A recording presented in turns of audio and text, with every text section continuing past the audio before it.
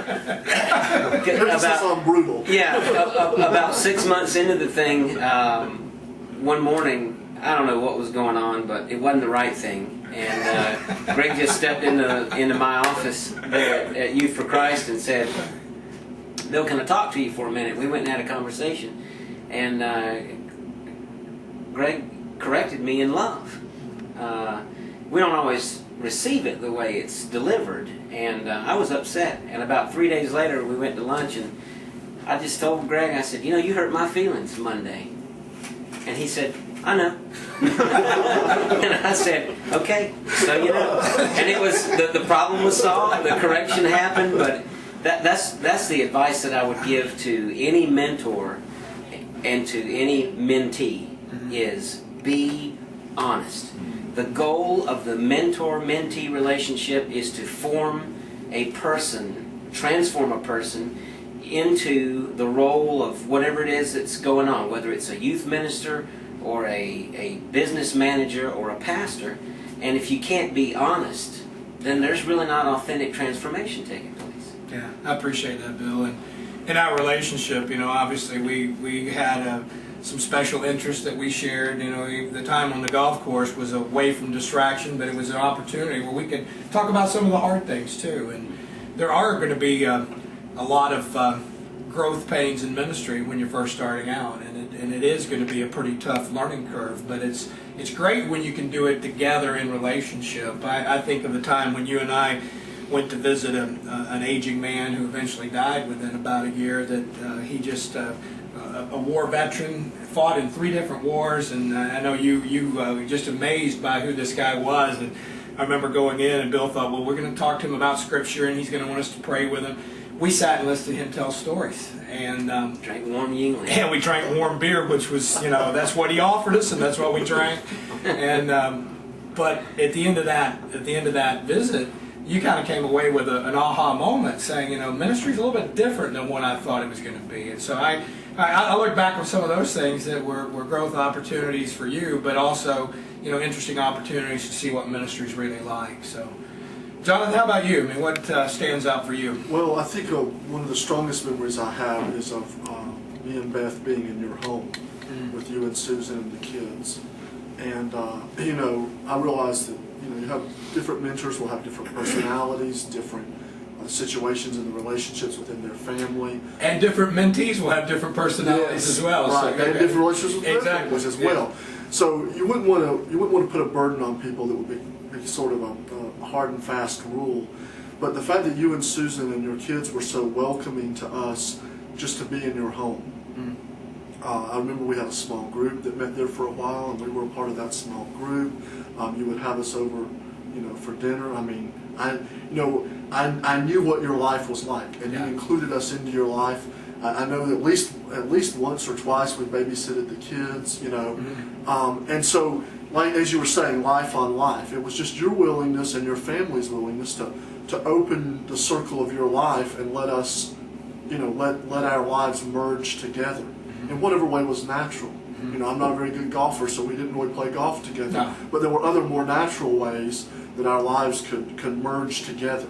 Yes. And both the mentor and the mentee have got to be open to that.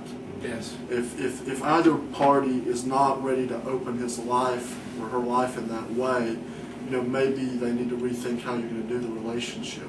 Right. Because if the life on life doesn't happen, I think that's vital to the process. That's a great point. I mean, I know Paul David, and I'd like for maybe you to interject with this. He was sharing with me before about his relationship with Steve Herring, which Steve is still finishing up college. He's served at camp. We've seen him grow up, even as a camper, become a staff person at camp, and now he's working on a religion degree and going to college. But you were sharing with me about him coming and spending the summer with you and that life on life experience. So why don't you speak to that? Right. Well, a lot of the relationship that you know, Stephen's and my relationship began many years ago at camp, at our higher ground camp when he was a camper. Yes. And you know, to me, mentoring is about seeing the potential in people and helping them find that potential and coming in behind them and beside them to support them, to help do whatever I can do to help them realize that potential. And from the get-go, I think a lot of us who know Stephen saw a lot of potential in him. So it wasn't just that I saw potential in him, but others did too. And so that confirmation took place, you know, that this guy has potential to go deeper and deeper into ministry. And as time went by, it became evident that he was interested in going that direction, that this was a direction he wanted to go in terms of being more full-time in ministry. And so eventually we invited him, after I think a year or two, maybe 3 years of being a camper, we invited him to come and be on our staff. And Stephen came on staff and did a wonderful job for years, and has been doing a great job on our staff at Higher Ground for years now. This year we actually approached him about taking on more, kind of more of an administrative role at camp. Instead of, you know, being a counselor, which he's done for years now, you know, coming to camp and maybe serving in some administrative roles that will help him learn some, you know, more of the nuts and bolts of how camp runs and how it operates. So that's been I guess what I'm saying in all of this is that camp ministry is a great way to identify young people who want to go deeper into ministry, and that who we can identify to say, hey, look, I'm willing to invest my time in you. I want to invest my life in you. And if you're willing to come along beside me and let's learn from each other. Because I think that's one of the beautiful things about a mentoring relationship. It's not just the mentee learning everything from the mentor. It's, you know, the mentor learns as much, if not more, from the mentee. And I think that's one of the beautiful things about that kind of relationship. But with Stephen Herring, Stephen is one of these people that, you know, a lot of people are after.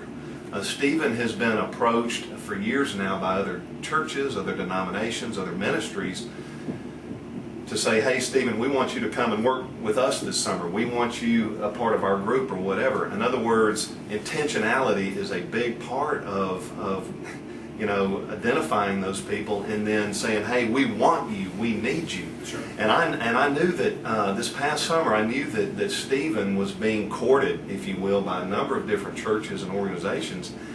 And I just, actually it came after a conversation that Greg, you and I and some others out in Dallas had back in March. And I just became convicted that as soon as I got home, I needed to call Stephen Herring. In fact, I think I did from the conference to say, hey, Stephen, we need to talk.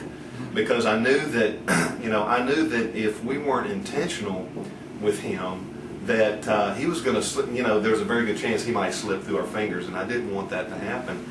And so I approached Stephen about coming and basically working as an intern with Worldwide Church of God again, which he had actually done a year ago, but not just going around and giving sermons in local churches, but going deeper than that. Right. More than just that. Spending time with me, spending time with my family, just spending time with each other in terms of being able to share my own struggles in pastoral ministry, my successes. You know, trying to give him a first-hand account of what pastoral ministry looks like, you know, for better or for worse. Right. Good, bad, and the ugly. Right, and day in and day out, too. Day in and day out. Yes, right. Absolutely. And I told Stephen, I said, Stephen, you know, sometimes it's a leap of faith. I said, Stephen, I don't have the money in my church to pay you. I said, I wish I did. I said, but if you are willing to come and intern with the Worldwide Church of God this summer, and more specifically with me and Hickory, right. Because, you know, let's face it, the mentor and mentee relationship can be a win.